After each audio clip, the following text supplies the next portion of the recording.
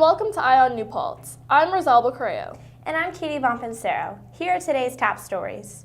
In international news, India's Prime Minister is calling for a thorough investigation into the deaths of 8 women, all under the age of 32.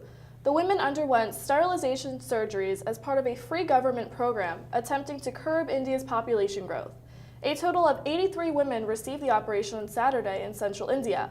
They were sent home on the same day, but more than 24 were rushed to private hospitals a little later. A health official says the deaths were from blood poisoning or from shock that occurs when a person has lost too much blood. All of the women were considered poor villagers and received a payment of about $10 to take part in the program. In national news, on Tuesday at 11 a.m., 100 years after the start of World War I, a solemn hush fell over Manhattan Madison Square Park. Veterans laid wreaths under the Eternal Light Monument to honor fallen soldiers. The Eternal Light Monument was placed in Madison Square Park to commemorate the return of United States Army and Navy troops from World War I in 1923. On New Paltz would like to extend our gratitude to all of the soldiers who have fought or are currently fighting for our country and safety. As of Tuesday, there are no longer any Ebola patients under treatment in the United States. On that day, the last person to recover from the deadly virus in the country was released from a New York City hospital. 33-year-old Dr. Craig Spencer contracted Ebola while volunteering in Guinea for Doctors Without Borders. He was diagnosed on October 23rd after returning home. Anthony Fauci, director of the National Institute of Allergy and Infectious Diseases, said, quote, "That doesn't mean we are not going to see another case. It is possible we will, but I think we are pretty well prepared." Stay tuned for local news. Looking for these? You drive buzzed. It could be one very expensive ride. First, you gotta make bail. Then pay me to get your car back. Your insurance premiums will go through the roof. And my legal fees just keep adding up. All told, it could end up costing you $10,000. Buzzed, busted, and broke. Because buzz driving is drunk driving. In local news, wondering what all the Yik Yak is about? Social media app Yik Yak has become extremely popular on campus in recent weeks. The app allows users to anonymously post and comment on posts within a 1.5-mile radius. However, the popular app is causing concerns in regards to cyberbullying. We spoke with students about Yik Yak and how they feel it is affecting campus. Let's take a look. Hi, I'm Ann Jacobs for On New Paltz, here to talk about a controversial social media app, Yik Yak. Let's take a look. Yik Yak is an anonymous social media app where users can create and view posts within a 1.5-mile radius. Users can post anonymous messages, upvote and downvote other messages, and respond to posts, all without using any type of name or recognition. I think it's gotten popular because it's anonymous, and basically everyone in this, especially like in this area, like that's going to college, has access to either a smartphone or has a smartphone. So I think like this anonymous app, it kind of just makes people, it gives people a chance to just say whatever they want and get away with it basically. People like being big tough guys over anonymous sites, so I think like it's also kind of funny like seeing yaks every now and then, just like puts on people's minds, but then sometimes like people can just like be a big tough guy behind it and no one can know. You can say whatever you want and no one will know it's you, so you don't have to worry about other people judging your opinion. Yik Yak is now the 20th most downloaded social media app in the United States. Lately, the app has caused controversy because of specific people or specific groups of people being attacked through it. Have you ever seen any individual people or groups of people being called out on the app?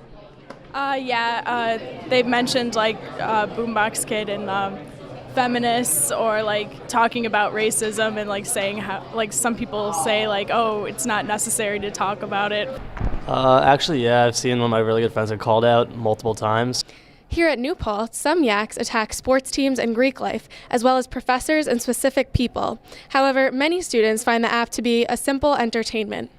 I'm Ann Jacobs. If you ever see anonymous bullying on Yik Yak, make sure to report it. Last week, On New Paltz headed over to Studley Theater to check out Fall Call, an a cappella invitational hosted by Mail Call. The show featured performing groups from other universities such as Smith College, Clark University, and RPI, as well as New Paltz's own Sexy Pitches and Absolute a cappella.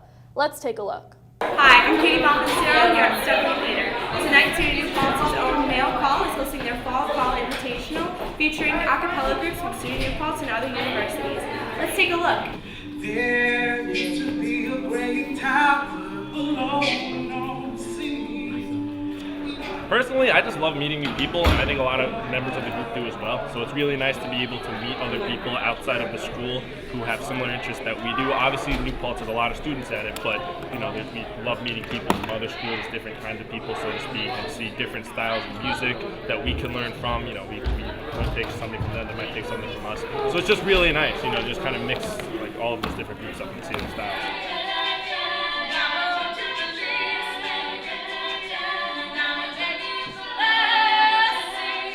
We have a very distinct style as well as absolute and the sexy pitches. It's very interesting to see the completely different styles and even genres that the other a cappella groups, perform.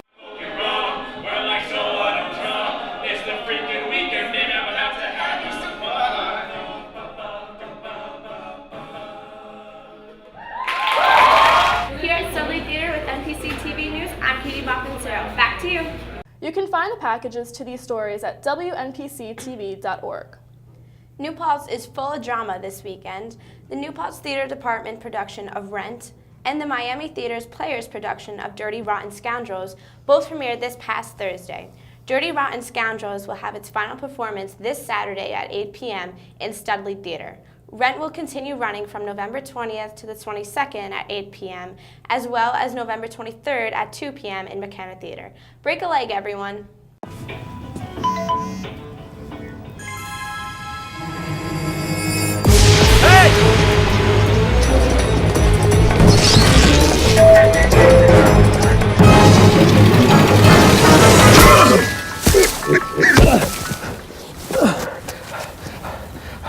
So, same time next week? Well, of course. Put away a few bucks, feel like $1 million. For free tips to help you save, go to Feed the Pig. For the second time in program history, and for the first time since 2009, the New Paltz women's volleyball team members can call themselves SUNYAC champions. The top-seeded Hawks captured the conference title on Sunday afternoon in the SUNYAC tournament final, defeating second-seeded SUNY Fredonia 3-0. With this win, New Paltz earns the conference's automatic bid into the NCAA tournament, marking its third straight and fifth overall appearance in the national tournament.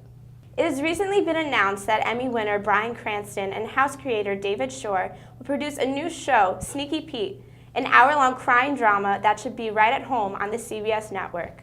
Sneaky Pete centers on a 30-something con man who, upon leaving prison, takes cover from his darker past by assuming the identity of a cellmate. Sneaky Pete hides out from the mob while working for a bail bond business, taking down criminals worse than himself. On Tuesday, November 11th, the New Paltz men and women's swimming teams joined thousands of athletes across the nation and abroad in the 9th annual Ted Mullen Leave It in the Pool Hour of Power Relay for Sarcoma Research. The Hour of Power event honors those who are fighting or have succumbed to cancer, including former Carleton swimmer Edward H. Ted Mullen, who passed away from synovial sarcoma, a rare soft tissue cancer, in September of 2006. You can find more information on the cause at www.go.carleton.edu/hourofpower. Actor and comedian Paul Reubens is dusting off his red bow tie once more for a film revival of his iconic character Pee Wee Herman.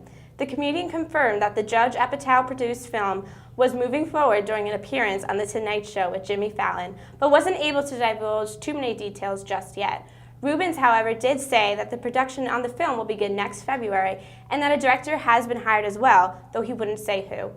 This, along with the release of the remastered episodes of Pee-wee's Playhouse, certainly has everyone feeling nostalgic and excited. That's all for this week's news. I'm Rosalba Correo. And I'm Katie Boppin-Cero. Thank you for tuning in.